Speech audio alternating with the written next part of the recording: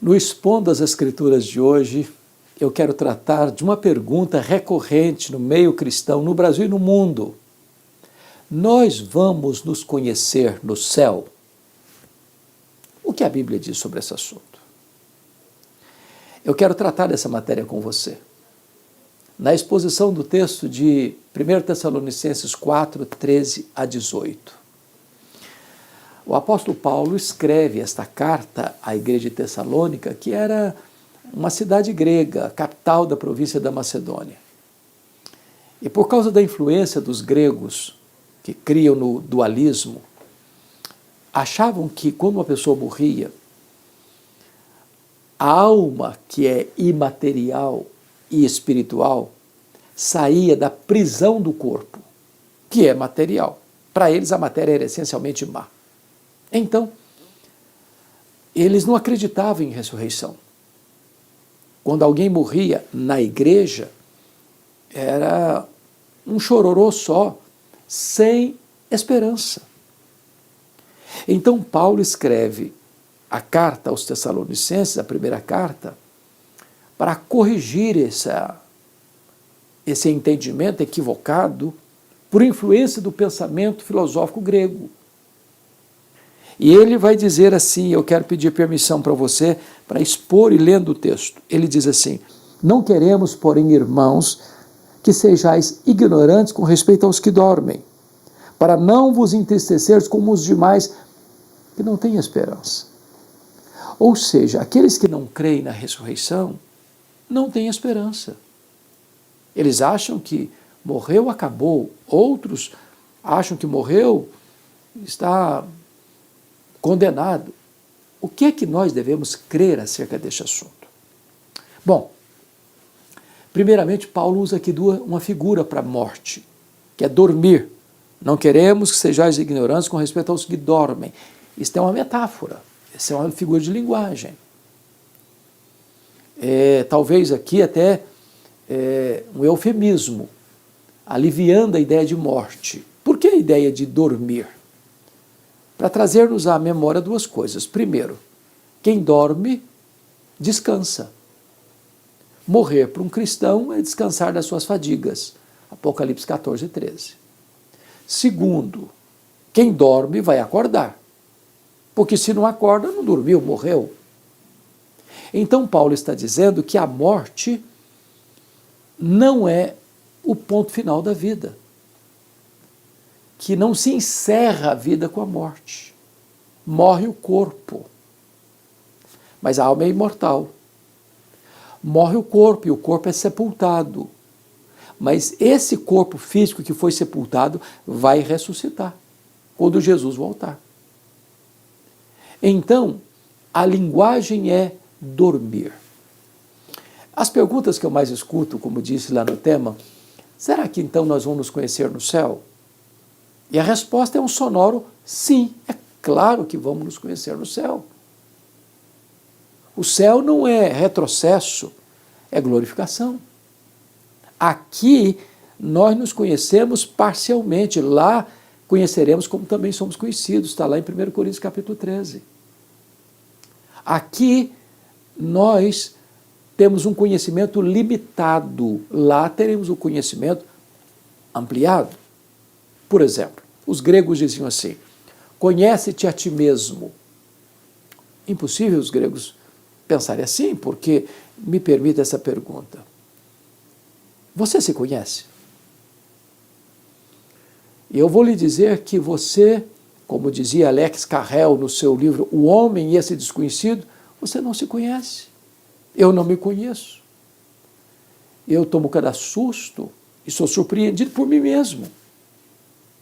Ao falar determinadas coisas, ou a pensar determinadas outras coisas, que nem são compatíveis com o que eu creio. Se eu perguntar, por exemplo, para uma mulher que tem 50 anos de casada, você conhece o seu marido? Ela vai responder assim: bom, eu estou conhecendo.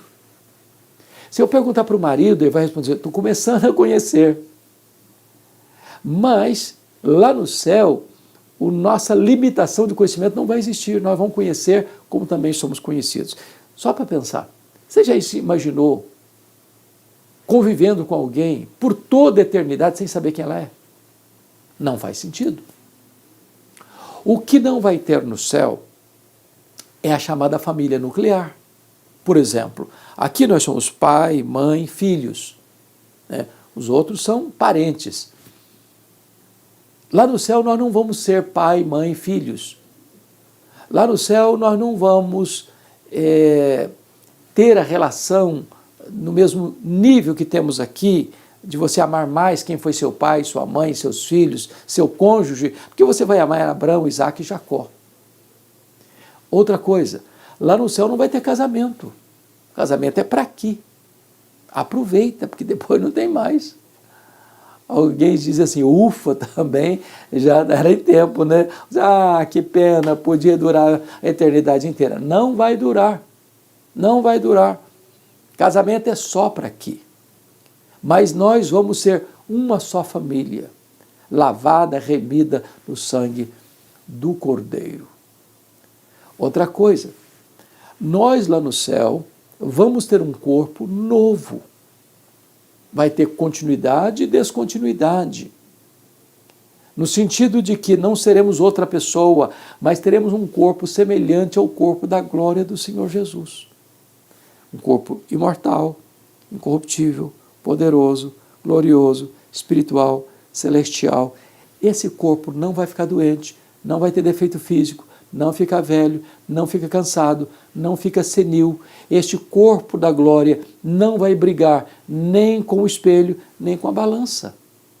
Esse vai ser um corpo perfeito. E nós vamos conviver, nós vamos nos relacionar, nós vamos trabalhar, nós vamos reinar com Cristo. Essa é a verdade posta nas Escrituras. Nós não caminhamos para um ocaso triste, nós caminhamos para a manhã gloriosa da glorificação. Se Jesus voltar antes de morrermos, os mortos ressuscitam primeiro, depois nós, os vivos, os que ficarmos, seremos transformados e arrebatados para encontrar o Senhor Jesus nos ares, e assim estaremos para sempre com o Senhor. Bom, no versículo 15 desse texto, Paulo diz assim, ora, ainda vos declaramos por palavra do Senhor isto, nós os vivos, os que ficarmos até a vinda do Senhor, de modo algum precederemos os que dormem. Ou seja, eu não estou falando aqui de lucubração, de filosofia do grupo A, do grupo B, da corrente A, da corrente B. Eu estou falando que isto é revelação de Deus. É Deus quem revela estas verdades para nós. Não é para você ficar sem esperança no mundo, como aqueles que estão alheios à família de Deus. Você deve nutrir sua alma com esta viva esperança. Então esse é o primeiro ponto que eu quero chamar a sua atenção, é que estas verdades que estamos pondo é revelação de Deus. A segunda verdade que Paulo traz aqui é sobre a parousia. No verso 16 ele diz assim, porquanto o Senhor mesmo, dada a sua palavra de ordem, ouvida a voz do arcanjo, ressoada a trombeta de Deus, descerá dos céus. Jesus vai voltar. Ele voltará. E como ele voltará? Primeiro, ele voltará pessoalmente. Está lá em Atos 1:11. Assim como vocês o viram subir, assim também ele voltará entre nuvens. Ele não vai mandar um embaixador, não vai ser um querubim, não vai ser um arcanjo, não vai ser um anjo, não vai ser um serafim, não vai ser um representante. Ele pessoalmente voltará. Voltará. Segundo, ele voltará visivelmente. Está aí Apocalipse 1, versículo 7. Todo olho verá, até aqueles que o traspassaram. Em outras palavras, a segunda vinda de Cristo vai ser o acontecimento mais público da história. As pessoas de todos os lugares hão de vê-lo na sua glória.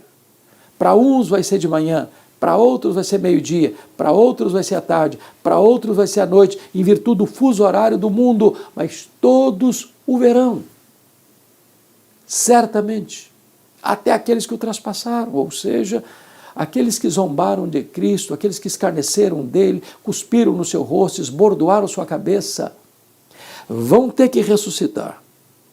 E quando Jesus voltar, vão ter que ver a sua glória, a sua majestade, e vão ter que lamentar. Terceiro, Jesus voltará audivelmente, ao ressoar da trombeta de Deus, ouvida a voz do arcanjo, descerá dos céus. Se vai ser o fato mais público da história, também será o fato mais sonoro da história. Os desertos mais cáusticos, as montanhas mais altas, as cavernas mais escuras, os vales mais profundos, ninguém poderá ficar fora deste sonido da trombeta de Deus que ressoará por todo o planeta e todos os homens vão ter que ouvir este sonido da trombeta de Deus anunciando a gloriosa volta do Senhor Jesus. Mais ainda, pessoalmente, visivelmente, audivelmente, repentinamente em quarto lugar. A Bíblia diz que vai ser como um relâmpago que risca os céus, do Oriente ao Ocidente. O apóstolo Paulo diz que vai ser num momento. E a palavra momento no grego é átomos. De onde vem a nossa palavra átomo? Como que um abrir e fechar de olhos, um piscar de olhos. Essa palavra era usada, por exemplo, para esse faiscar da estrela, o dardejar da cauda de um peixe e o abrir e fechar dos olhos. Você já percebeu que você abre e fecha os olhos automaticamente? Alguém já contou quantas vezes você abre e fecha os olhos por dia? Vai ser com essa rapidez que Jesus voltará. Em outras palavras, não dá para se preparar no último dia. Ou você está preparado, ou aquele dia será dia de trevas para você. Como aquelas 10 virgens que, ao ouvir a voz do noivo, se desesperaram porque estavam vestidas como virgens, elas tinham lâmpadas como se fossem virgens prudentes, mas não tinha azeite nas suas lâmpadas e agora não dá mais tempo para se preparar. Quinto lugar, ele voltará pessoalmente, visivelmente, audivelmente, repentinamente, mas em quinto lugar, ele voltará também inadvertidamente, surpreendentemente, sem aviso prévio, sem anúncio imediato.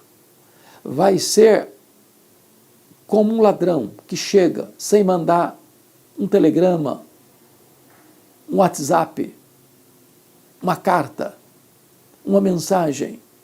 Tal dia eu estou na sua casa. Não, ele chega inesperadamente. A segunda vinda de Jesus, em quinto lugar, será inesperada. Os homens não estarão aguardando. Sabe o que significa isso? Vai ser um dia comum, um dia normal. Como você levanta todo dia, leva os filhos para a escola, pega filho da escola, vai trabalhar, vai viajar, vai passear, vai ficar em casa, não importa. Esse dia não vai ser um dia óbvio. Então, prepare-se. Sexto lugar, a segunda vinda de Cristo será também inescapável. Está lá em 1 Tessalonicenses, segunda carta de Tessalonicenses, primeira carta capítulo 5, melhor dizendo, primeira carta de Paulo aos Tessalonicenses capítulo 5. Ou seja, é como uma mulher grávida que está para dar à luz. Ninguém pode cancelar a segunda vinda de Cristo. Nenhuma corte, por mais egrégia que ela seja, ela pode tomar uma decisão agora, estamos cancelando a segunda vinda de Cristo, ele não voltará mais. Não, ninguém tem autoridade de mexer nessa agenda que é da economia, da soberania exclusiva de Deus. Ele voltará. Mas em sétimo lugar, ele voltará vitoriosamente. Ele vem como Rei dos Reis, como Senhor dos Senhores, como Juiz de vivos e de mortos. Ele vem para sentar-se no trono, ele vem para colocar todos os seus inimigos debaixo dos seus pés.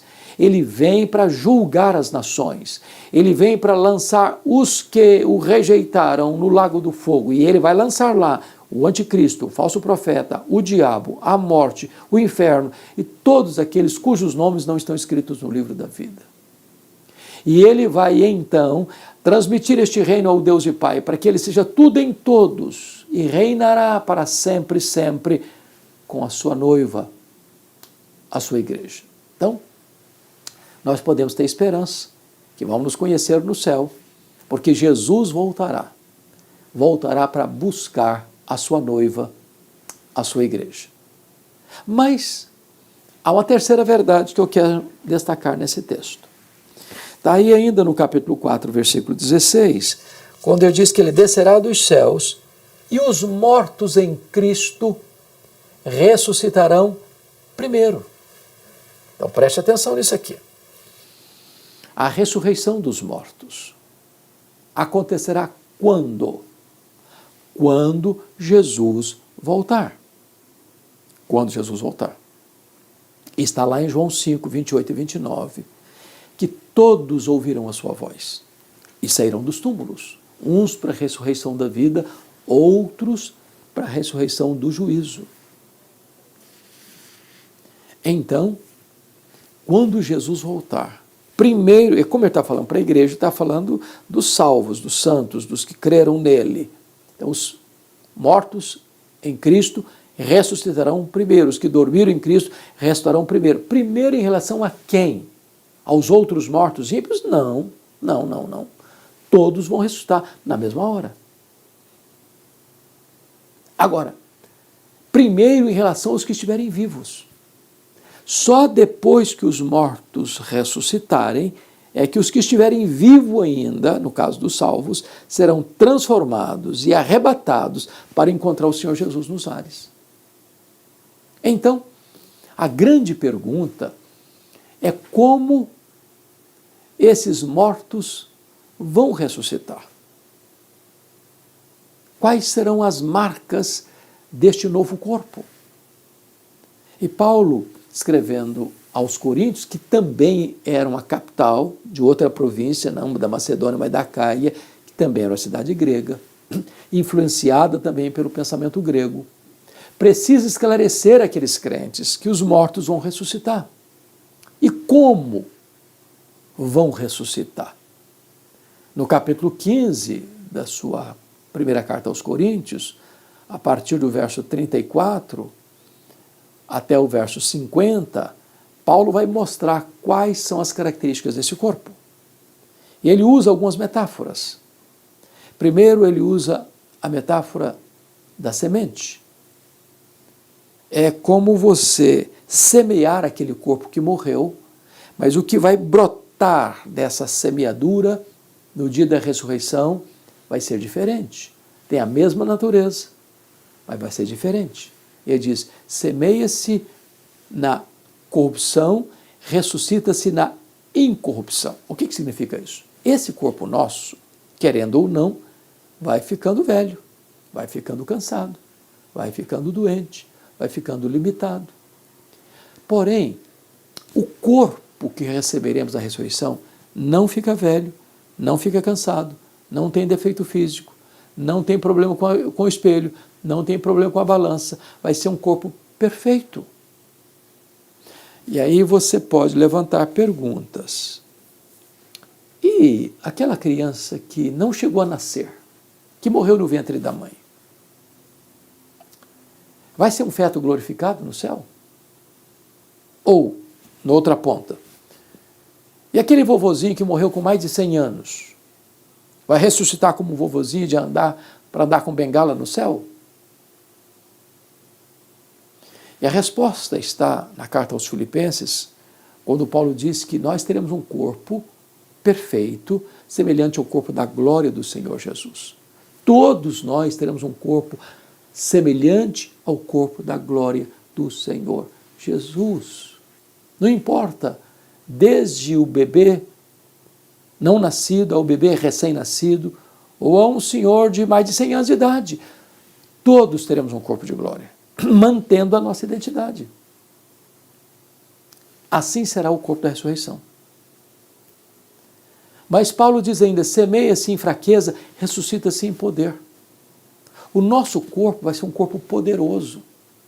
Agora o nosso corpo é limitado, muito limitado. Mas com o corpo da ressurreição, Jesus entrava numa porta, numa casa fechada, sem precisar abrir a porta. Ele, com o corpo da ressurreição, ele saía de Jerusalém e aparecia na Galiléia, 150 quilômetros. Com o corpo da ressurreição, Ele subiu aos céus entre nuvens. A grande pergunta é: a que distância o céu está de nós? Quando o astronauta russo chegou na Lua, ele disse: não vi Deus. Os estudiosos dizem que o nosso universo tem mais de 93 bilhões de anos-luz de diâmetro. Onde está o céu? Você demoraria mais de 93 bilhões de anos voando à velocidade da luz, 300 mil quilômetros por segundo, para ir de uma extremidade à outra do universo? E onde está o céu? Em outras palavras, se Jesus tivesse voltado para o céu na velocidade da luz, 300 mil quilômetros por segundo, depois de 2.000 anos, estaria logo ali na esquina ainda do universo. O que significa isso? Significa que nesse corpo glorioso, nós não estaremos, nesse corpo poderoso, nós não estaremos mais limitados às mesmas leis da física que nos governam hoje. Eu pergunto a você, quanto tempo um anjo demora para vir do céu à terra? No estalar de dedos. Assim será o nosso corpo. Nós seremos como os anjos, não no sentido que não teremos um corpo, mas que vivendo nessa mesma dimensão, de uma outra esfera e uma outra realidade. O nosso corpo será um corpo poderoso.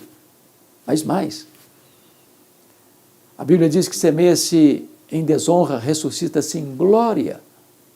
O nosso corpo é desonrado hoje. É verdade, desonrado. Você já entrou numa ala de hospital, onde você viu pessoas ali numa maca, numa cama, com o corpo todo ferido, encarquilhado, pessoas tomando doses cavalares de remédios para aplacar a dor cruel, e às vezes encerram a sua jornada debaixo de atroz sofrimento.